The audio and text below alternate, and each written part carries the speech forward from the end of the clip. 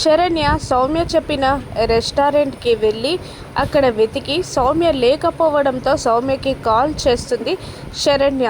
Phone lift చేసి ఏంటి రెస్టారెంట్కి వచ్చావా అని వెటకారంగా అడుగుతూ ఉంటుంది శరణ్యని సౌమ్య. ఎక్కడున్నారు అని అడుగుతూ ఉంటుంది శరణ్య. నువ్వు నేను చెప్పిన రెస్టారెంట్కి వచ్చావు కానీ మేము అక్కడ నుండి బయలుదేరిపోయాం, వేరే రెస్టారెంట్కి వచ్చాం అని అతిగా వాగుతూ ఉంటుంది శరణ్య.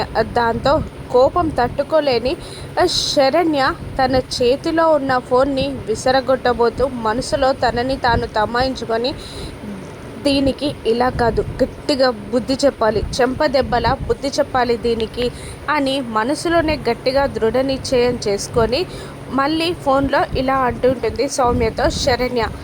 బెంగళూరు నుండి ఆ బ్రాంచ్ మేనేజర్ వచ్చాడు, ఇంతకుముందే నాకు కాల్ చేశాడు, ఆల్రెడీ బయలుదేరిపోయారట, కాసేపట్లో వచ్చేస్తారంట అని శరణ్య చెప్పడంతో ఒక్కసారిగా షాక్ అయిపోతుంది సౌమ్య. శరణ్య చెప్పిన మాటలకి గజగజ వణుకుతూ ఉంటుంది సౌమ్య. ఇక మరోవైపు శరణ్య కొట్టిన దెబ్బకి గిలగిలలాడుతూ ఇంటికి చేరుతుంది సౌమ్య. సౌమ్య కార్ దిగి ఇంట్లోకి పరిగెత్తుకుంటూ వస్తుండగా సౌమ్య వచ్చేసింది అని శరణ్య గట్టిగా అరుస్తుంది. దాంట్లో ఇంట్లో అందరూ హాల్లో పోగవుతారు. ఒక ప్లేట్లో కొత్త చీర, పూలు, గాజులతో తాంబూలంలాగా ఆ శారీని ఆనంద సౌమ్యకి అందజేస్తుంది. నీ పుట్టినరోజని స్పెషల్గా తెప్పించానమ్మా, తీసుకో, వేసుకో, కట్టుకొనిరా అని ఆనంద అంటూ ఉండగా ఈ డ్రెస్ కూడా బాగానే ఉంది కదండి అని అంటూ ఉంటుంది సౌమ్య. లేదమ్మా, నువ్వు ఇది కట్టుకో, బాగుంటుంది అంటూ బలవంతంగా సౌమ్య చేతిలో ఆ శారీని పెడుతుంది ఆనంద. ఇక సౌమ్య పైకి వెళ్ళిపోతుంది. ఇంతలో కొంతమంది కింద అతిథులు వస్తారు. అందరూ సోఫాల్లో కూర్చుంటారు.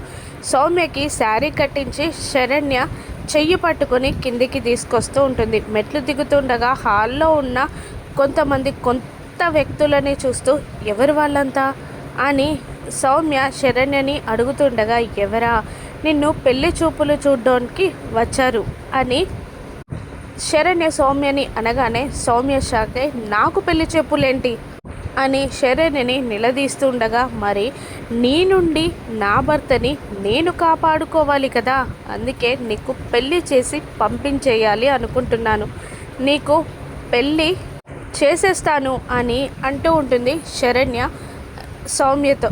సౌమ్య షాక్ అయి కోపంగా చూస్తూ ఉంటుంది శరణ్యని. వచ్చిన వాళ్ళు సౌమ్యని మెచ్చుతారా? పెళ్ళి సంబంధం ఖాయమవుతుందా? శరణ్యకి సౌమ్య పీడ విడగడమనుందా? రానున్న ఎపిసోడ్స్లో చూద్దాం. Thank you for watching.